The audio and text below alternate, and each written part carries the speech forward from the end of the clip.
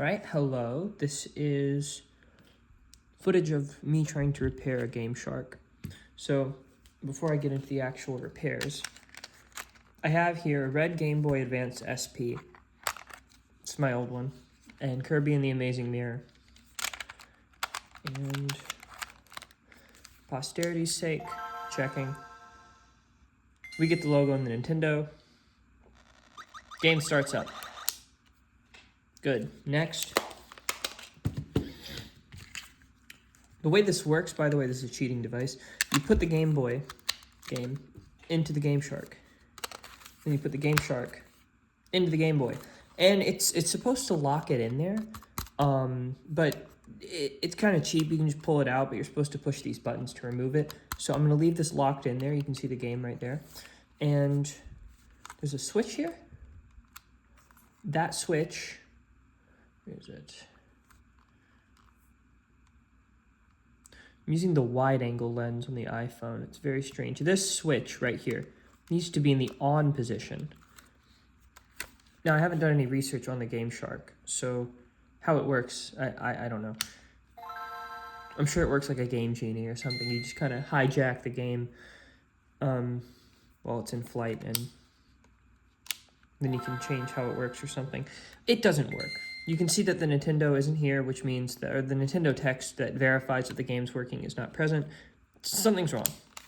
And I've checked it with different games, by the way. It's not just Kirby, but I'm showing that Kirby worked, the Game Boy worked, the GameShark does not work. So we turn it off. We remove the GameShark by pressing the two buttons. Close our Game Boy, put it to the side. Remove Kirby, put it to the side. And I'm going to begin disassembling this. And on the back, there are 4 screws. And there's this little jiggly handle bit. You can't tell that it jiggles, but it does. It's slightly flexible. That'll come out first. But we take out the screws. I got this screwdriver in a cheap Nintendo repair tool set. It came with that weird, I think it's on this one. It came with a screwdriver that had the classic 3-wing screw. I hate those. Those are stupid. For so long, when I was a kid, I was like, man, I can't repair my games. They're broken. Which is maybe a good thing, because I would have broken them more because I was a child.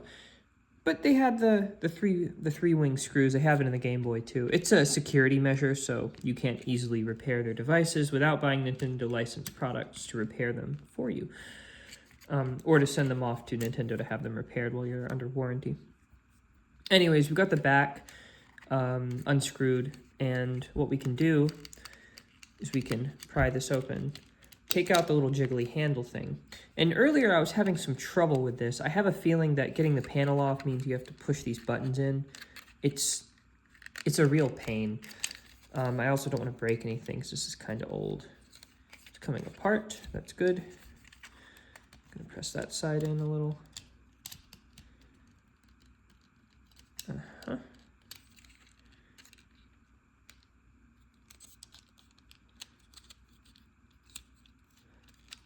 This is mostly exploration. I could look up a video of a repair for this, but I kind of want to do it myself. Now, what I can see here is that it seems that there's something here that's stuck. So I imagine that the GameShark, it has to be slid apart, possibly? I would hope it's not like a snapping thing that you have to unsnap, because that would be awful. It seems to be stuck around this, so maybe if I hold that and... No, I don't want to bend this too much. I'm trying to be very careful while also applying some amount of force to open it.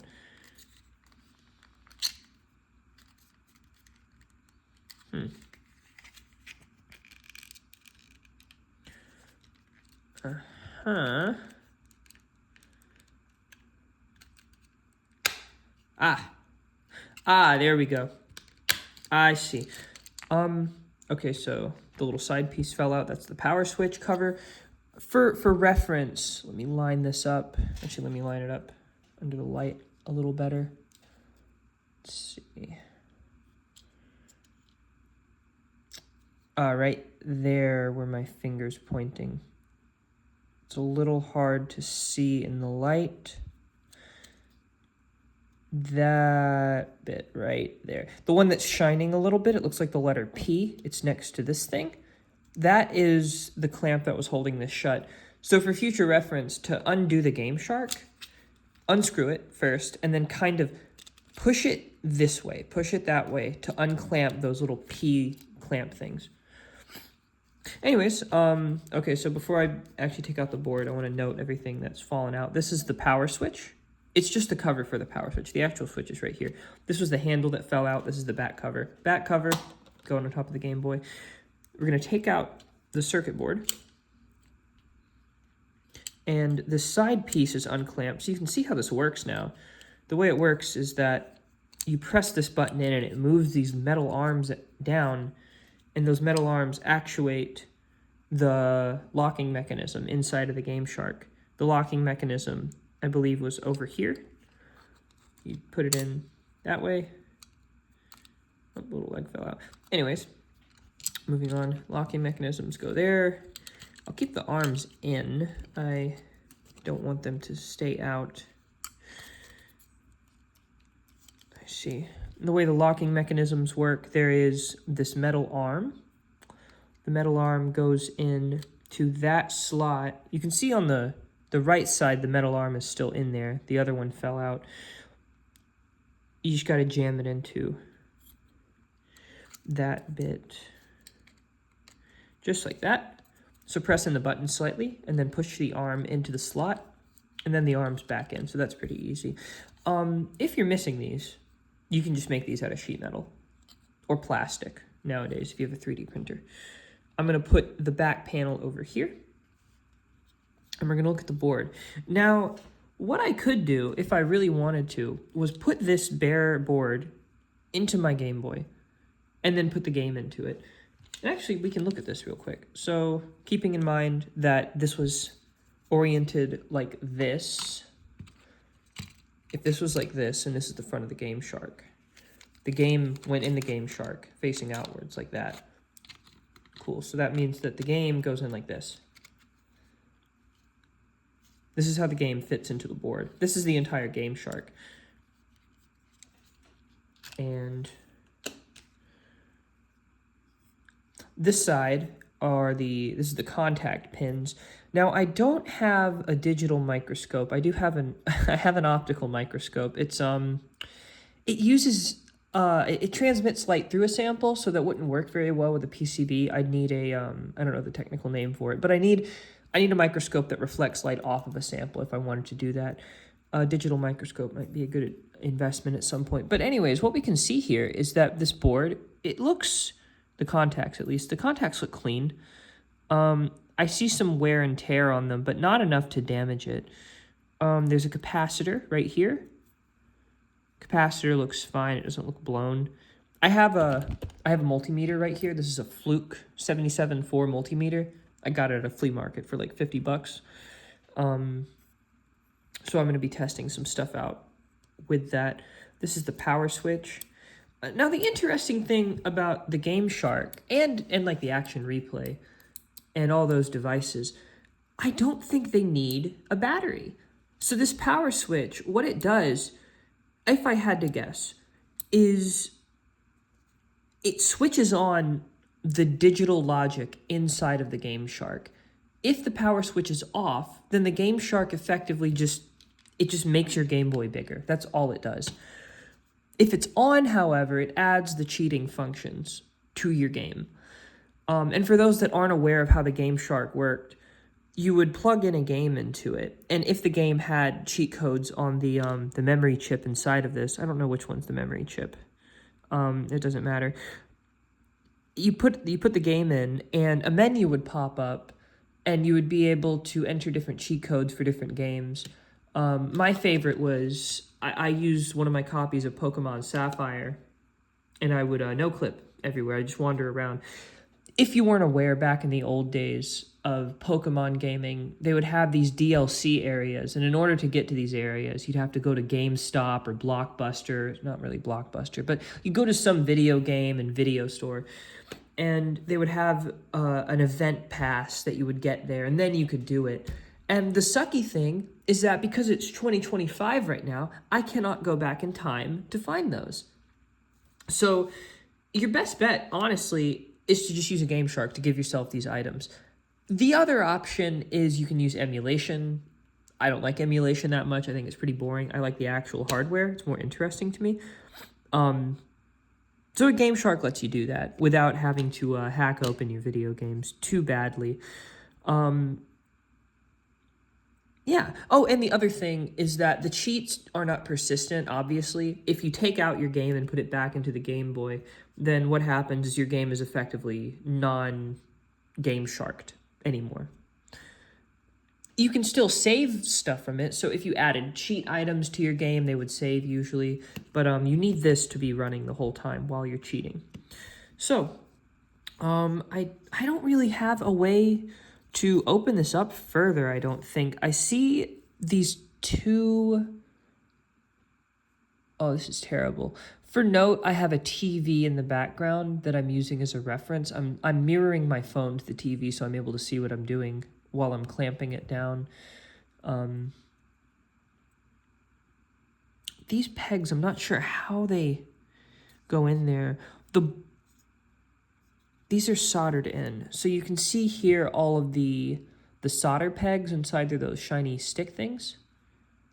And I mean, those all look fine as far as I know. There's some flux here that's dried, but that's been there. On the back, I notice it might just be some see-through. I think it's just the fact that the PCB is see-through. I was going to say there's some wear on it, but it's not. All the contacts look really good. I don't see anything strange here. And inside the pins don't look bent or anything. All right, so what I'm going to do is I'm going to assume that it's a problem with the capacitor because that's the biggest thing right there. So what I can do is I take a look at this capacitor. It says 47 microfarads, 16 volts. It's 47 microfarads, 15 volts, or 16 volts. Oh, it's 16 volts. So 47 microfarads, 16 volts maximum rating. It's a polarized capacitor, I believe. The rest of the stuff, for those that aren't aware of circuit board design, these little tiny rectangle things, these are tiny, tiny versions of resistors and capacitors. So you've got this big capacitor right here, and then over here, it might be hard to see, and it might also be upside down depending on how I upload this video. This, you see C1, C5, C8, those are all capacitors. C8 is big, it's a big capacitor. These are surface-mounted capacitors. I don't know much about designing circuit boards for hardware. I'm much more familiar with prototyping electronics, with the type of capacitors that you don't need a heat gun for. Anyways, I'm going to go ahead and test this. So if it's rated for 47 microfarads, or if it's rated for 16 volts, I don't think the Game Boy can really get that voltage out unless you you really mess with it. Yeah, there's a lot of flux here. I wonder, I don't think that would cause anything. That should be fine. So I'm going to set my multimeter to the capacitor mode, and I'm just going to check.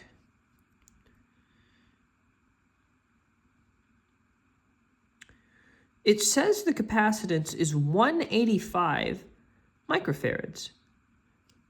That is very interesting. Does it have any charge on it? Okay, we're zeroed out. Good. Cool.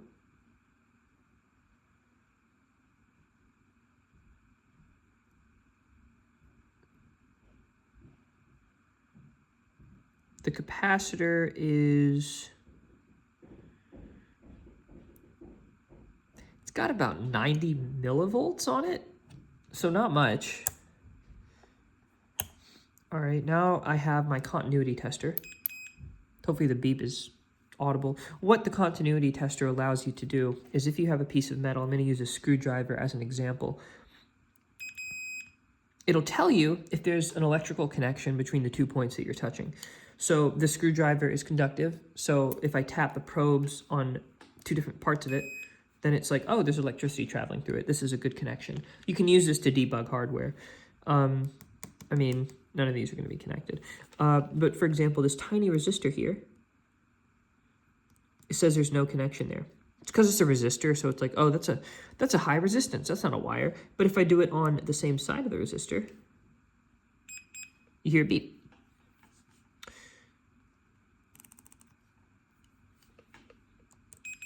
Yeah, I'm just playing with it at this point.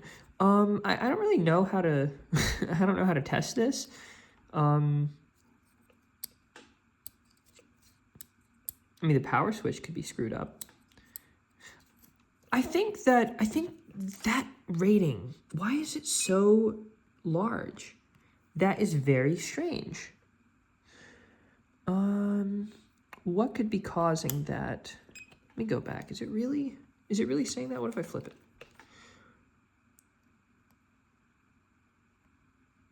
Oh, that's saying a more accurate one. Okay, hold on. I might have been touching the wrong thing. 49 microfarads. That's really close. Okay, and then if I flip it, what? Okay, it might be because it's polarized. That makes sense. I guess if you do it in the wrong orientation, the capacitance is higher, but there's no actual connection there, so it's not going to work that way. Okay. Capacitor's working. It's got a measurable capacitance, so it's not the capacitor, which means I don't have to replace it, which is cool. Though that would have been probably the easiest thing to replace in this entire thing. Let's see. Power switch is fine. Solder is fine. I don't see any obvious breaks in the board.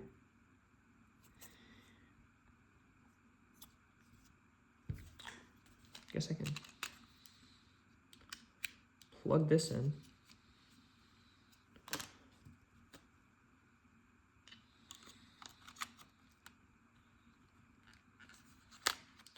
There's no way this is going to work. This is a very stupid idea. No. Didn't think so.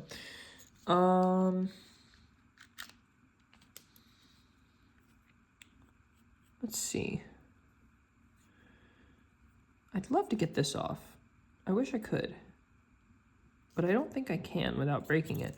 So I'm not going to do that. I also don't want to desolder anything right now because I hate desoldering things. That looks like a cover. It's probably glued on there. Dang. Well, if I had to guess then, what's the problem? It's not the power switch. The power switch looks fine. I can check the continuity real quick. So for note, the contacts on the very right side, is that visible? The contacts on the very right side and the very left side that are soldered in, that's to the outside casing. That might be for grounding or something. So those aren't connected to the actual switching mechanism, as far as I know. Those 3 pins in the middle are connected to it. I didn't study electronics in college, so I mean, I did a little bit, but I don't have a degree in it or anything. So I don't know why there's 3 pins and not 2. I'm guessing that it's like positive, negative ground. I don't know.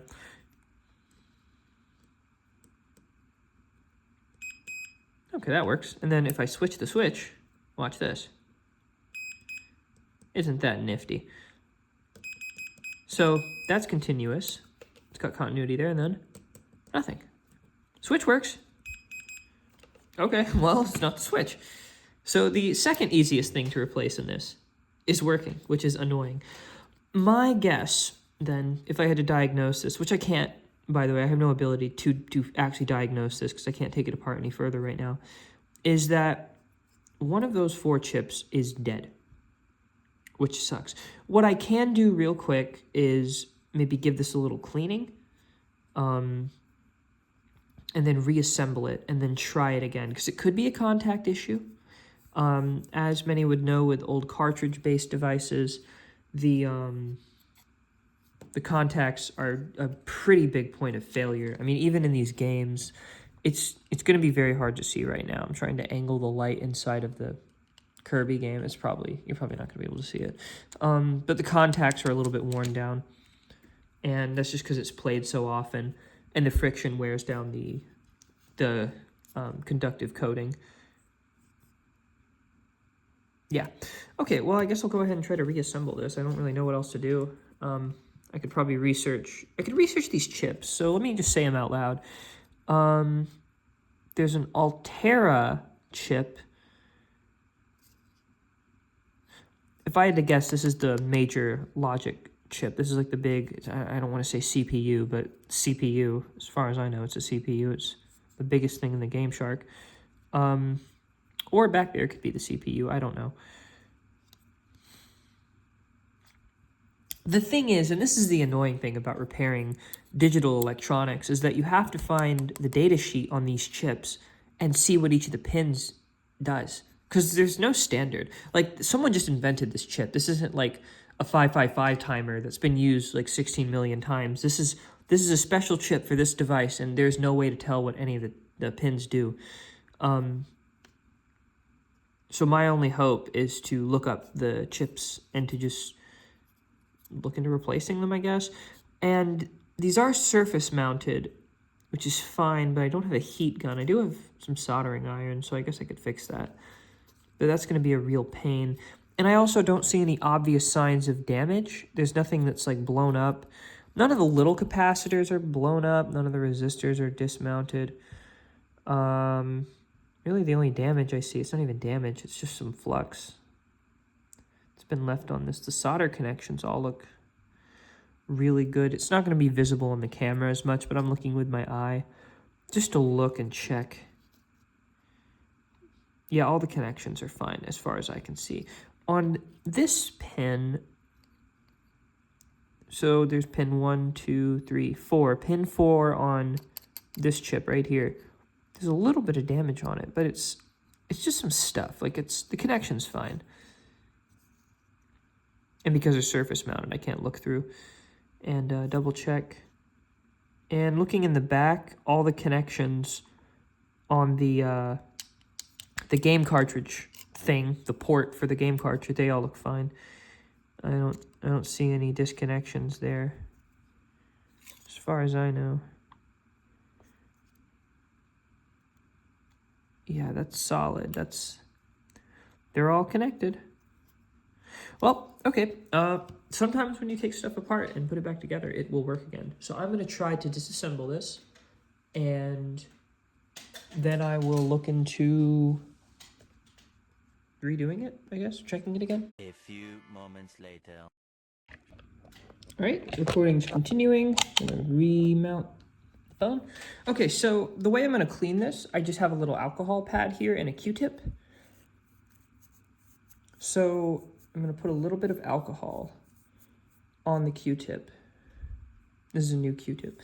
And I'm just going to wipe down all the contacts as gently as I can.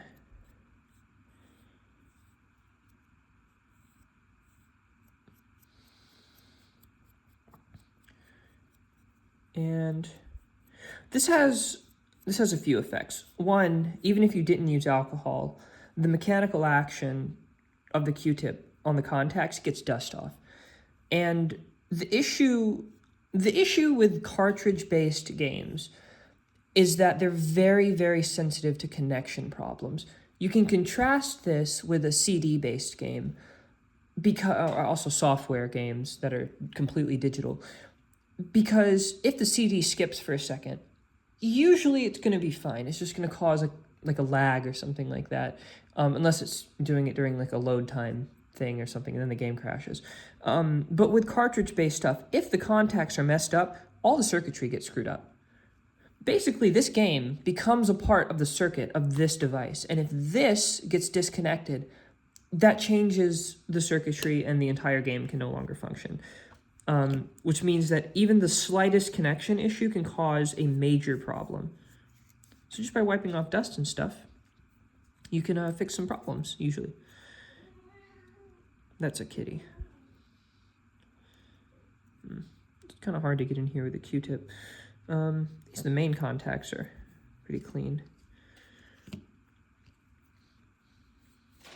Now, the other interesting thing about cleaning old video game stuff, I've done this quite a bit. There's all these devices that Nintendo and other companies made that were used to clean games because it was such a big issue. Those aren't sold so much anymore because, again, we're doing either modern cartridges, which are basically flash disks, not flash drives, SD cards, those types of things. They're solid state memory. This is also solid state memory, but it's solid state memory that sucks compared to what we have nowadays.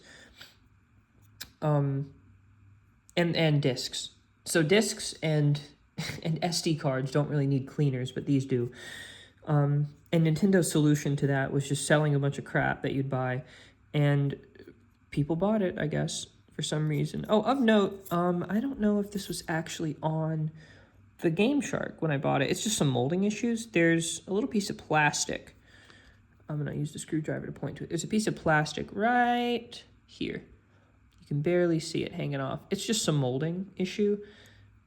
It's not causing any issues, but I thought I'd point it out for future reference. Looking down the side of the cartridge port, you can see those contacts there.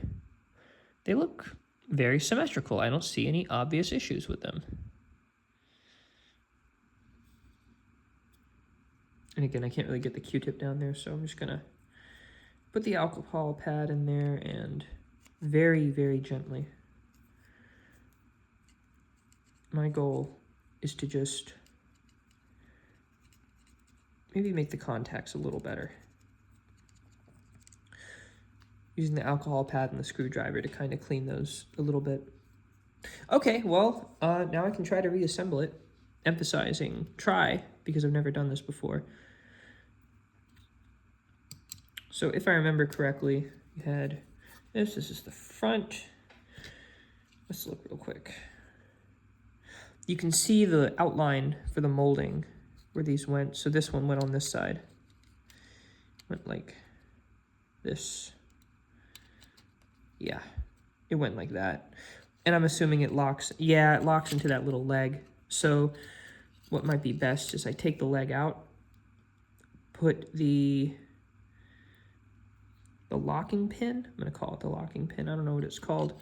Put the locking pin down and then put it into the button. There you go. Okay, that worked pretty well. Then repeat that over here.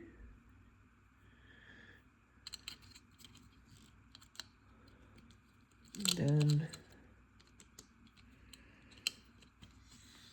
there we go. Okay, well, our two pins are down. That one's jiggly. That one's not jiggly. Let me double check.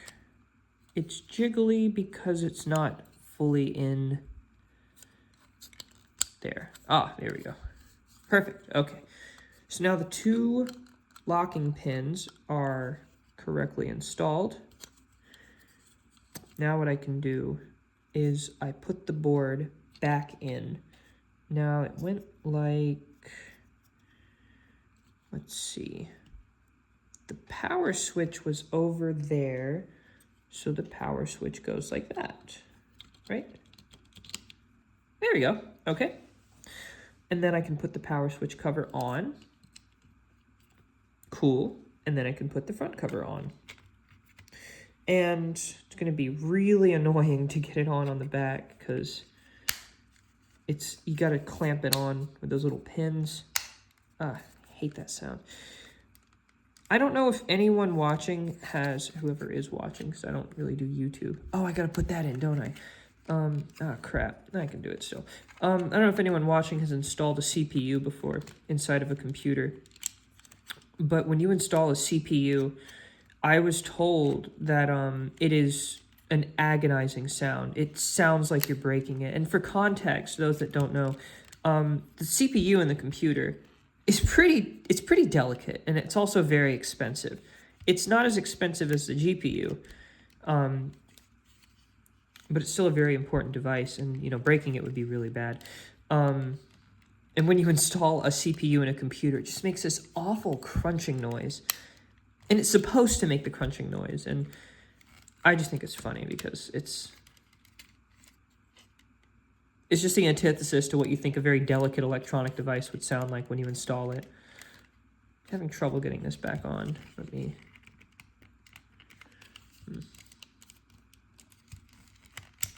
I mean, honestly, I don't need this in there right now just to test it, but I would like to have the whole thing. Oh, it might be installed backwards then if I'm having trouble. Yeah, it's installed backwards. Okay. For notes, this weird handle thing, the way it works is that how do I describe this? You can see it on the camera a little bit. That side with the weird wells in it or something, that goes on the side with the back information. So it just looks like this. If you install it the other way, it's not going to work. That was the issue I was having. So I'm going to go ahead and put the screws in, and then I'll screw them in, and then it probably won't work. But at least I got to give it a clean. Another important thing, this is important, this screw, it might not be that important, this screw is flat, and the reason why this is important, and I'm going to emphasize this real quick, when you have two different types of screws, there you go, one of this is sharp, this is not sharp. If you have two different types of screws in an electronic device, you need to put them back in the correct spot. A good example is that there was a board inside of this device, right? And if you put the screw in the wrong hole and you screw it in, you can actually, it wouldn't happen in this, but there's a board here. If there was a screw like right here and it was supposed to be short, but I put a long one in, I would drill through the board and the circuit board would be destroyed. So you need to make sure that the screws go back in the right holes. For me, I wasn't very aware of which screws went in where, but I'm recording this, so I guess I could look back, but, and this might haunt me, but I'm lazy, so I'm not going to do it. I'm assuming the reason why there's two different lengths is that one side is longer than the other. I'm guessing that this one goes in the short side because that was the side with the longer handle thing. Because this handle bit has like a weird arm that sticks into the grip. The design of the GameShark is very strange. I don't understand why it has this handle. I think it's completely unnecessary. Because it's not like you need extra grip when you're like carrying around your Game Boy. What this makes me think is that you would be able to carry your Game Boy by this handle, and that's a really bad idea because this would slip out. Even with these little locking things, the locks suck. They're made of plastic, and they're aftermarket. So all they do is they hook to the side of the Game Boy cartridge, and it barely works. Yep. All right, it's solid. I don't hear anything jiggling, so nothing's like loose. I'm gonna go ahead and try it again. Well, first, let's be scientific about this. I'm gonna put the game cartridge in. Scratch that. I'm gonna clean the game cartridge real quick.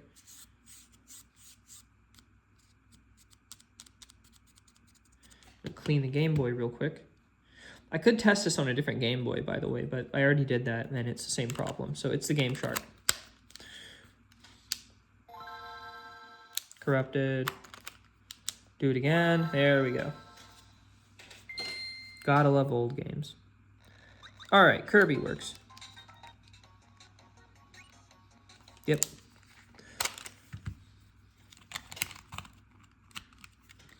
Then, all right, it's locked in. Power switch is on. Hey, I got the Nintendo. Would you look at that? All right, so, oh, there was some bad stuff there. So I remember when I was a kid, I had this very GameShark, and I think I reset all the codes inside of it. You can make your own stuff. Well, anyways, it works. That was cool. I guess I could use it. I don't want to right now, but whatever. GameShark still works. Nifty. So to go through what I did, I disassembled this. Yeah, I disassembled the GameShark, and we looked at the components. I kind of talked about some of the stuff inside of it. I'm gonna turn my multimeter off. And I just cleaned it. Sometimes the simplest solution to something is just cleaning it. Electronics are weird. All right, well, I'm gonna go and end the video then.